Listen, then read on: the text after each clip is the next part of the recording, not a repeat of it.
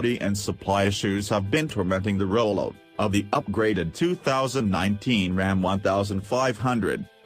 The issues have influenced FCA's capacity to ramp up creation to expected levels, and have constrained the automaker to burn through $300 million, keeping in mind the goal to amend the issues.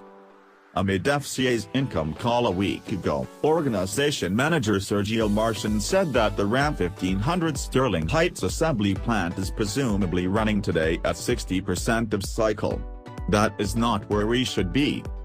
Sergio likewise yielded that the problem represents an immense risk to the organization, as the new Ram 1500 is necessary to the organization's forceful 2018 budgetary targets.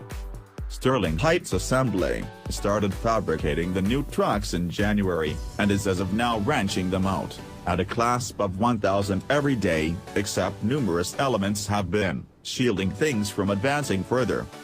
As indicated by Automotive News, a few specialists still need additionally preparing to fabricate the trucks, and the processing plant's updates are reportedly still under development.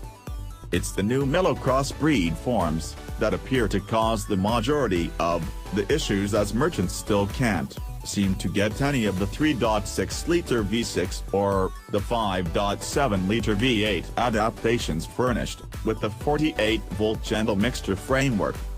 The most recent Ram is as much as 225 pounds lighter than the active truck. Driving the standard variation is a 3.6-liter V6 with 305 horsepower and 269 pound-feet of torque, while the V8 makes 395 horsepower and 410 pounds-to-foot. Some portion of the issue is the organization's dependence on the past-age Ram 1500, which will keep on being worked through 2018 and perhaps into 2019.